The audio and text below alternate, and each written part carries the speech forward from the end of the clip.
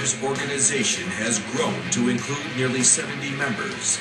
The Gathering of the Pack now attracts up to 40 fighters from around the world and an audience of over 200 spectators. From their earliest days in the park, co-founding member and tribe elder Mark Denny opens every gathering with a few words to set the tone for the event. Everybody in. The ceremony is about to begin. No judges, no referees, no trophies. One rule only. Be friends at the end of the day. Our goal is that everyone leaves with the idea with which you came. However, you are responsible for you, so protect yourself at all times. No suing no one for no reason, for nothing, no how, no way. That applies to each and every person in this room. So, all right, guys, so back to the fight staging area, and As the fighters head to the staging area, nerves start to kick in. Something Mark Denny calls chatter.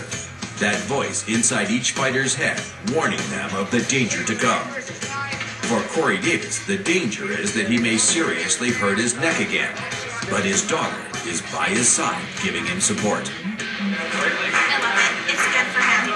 It makes him feel like stronger, more powerful. I mean, he's getting older, he's breaking down, and it makes him feel like he's still successful. He's still a good, hard-working, strong guy who can protect his family.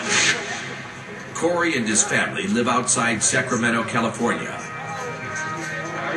He is a corrections officer and has always led an active life.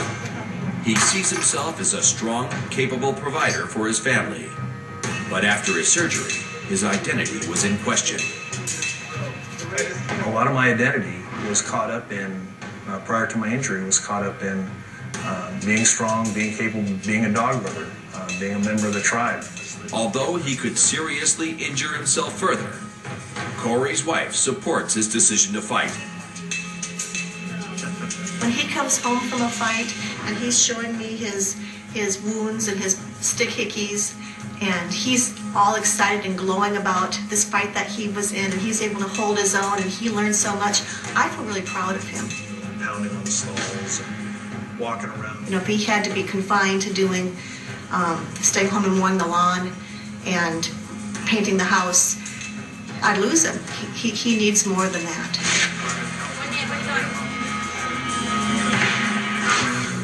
For Cisco Taruk, this is the worst part of a gathering, the long wait before he can get the first fight out of the way. Man, you just, at least for myself, you just get so nerve-wracking. My mind is everywhere, and it's just tough. Dan Farley meditates by himself, trying to quiet the doubts he is feeling. There's a certain sense of logic that says, you're going to get hurt. Don't go out there and do this. You're putting yourself in harm's way.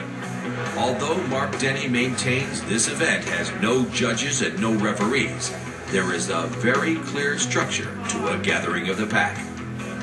The first step of this rite of passage is picking a partner. No fights are arranged in advance. Instead, fighters size each other up and then offer an invitation. Choosing an opponent in a fight it's kind of like a dance. You have to walk up to someone and ask them, would you like to fight? Oh, yes, of course. You fighting? Yeah. Want to go out there? Yeah. Do you have sticks lined up, or do you want to go with a stick later? Fight today? Yep. Oh, right on. Yeah. So it should be fun. It's my first, so. You would literally look at someone and be like, hey, you know, would you like to fight? I mean, it was that same kind of, oh, are they going to turn me down? Once a partner is found, the fighters choose their weapons. As long as they agree, almost anything goes. From traditional weapons like nunchucks to more offbeat choices like garden hoses and bullwhips. people can use any kind of weapon that they can find someone willing to go against it. That's just the fighters work it out amongst themselves. Another popular weapon with the fighters is a knife. Normally, harmless plastic and wooden knives are used. While this prevents injury, some felt it lacked the realism of an actual knife fight. To Today, the stakes are raised. The fighters use shock knives, developed to train law enforcement and the military. The shock knife delivers a 7,500 volt charge with each strike.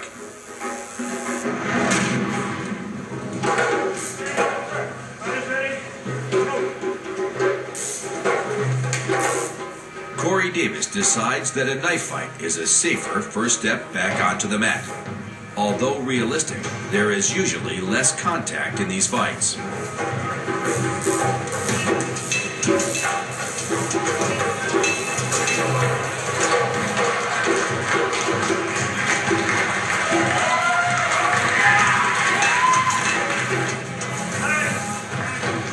Corey passes his first test. He's one step closer to achieving his goal, but he still has a stick fight in his future.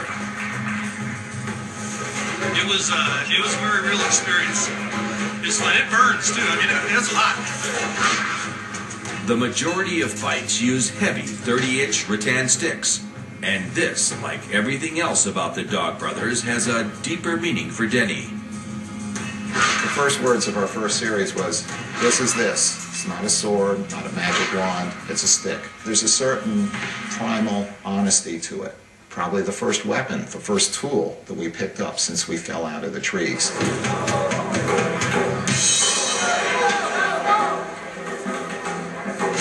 Thin fencing masks are worn to protect the face. They protect the nose, they protect the teeth, usually. I mean, when you get clocked with one of those sticks, there's really not much going on with the mask.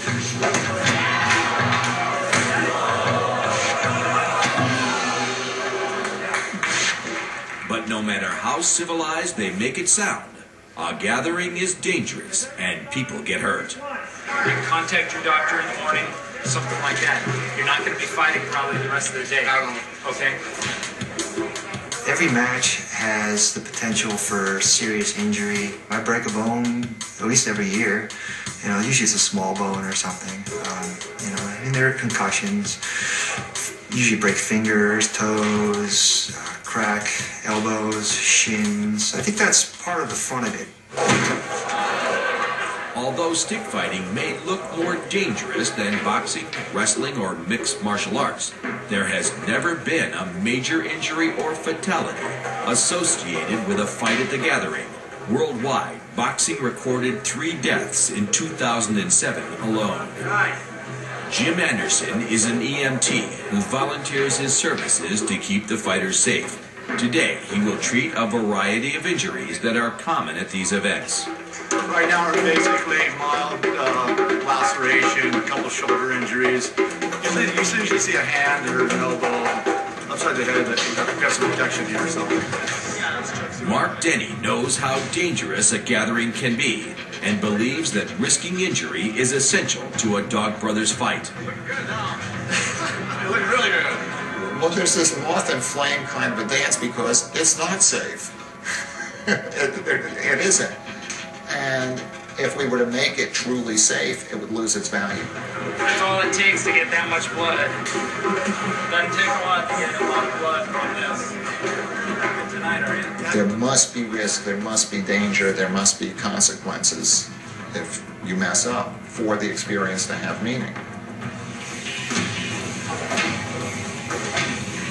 Coming up, inside a garage fight club.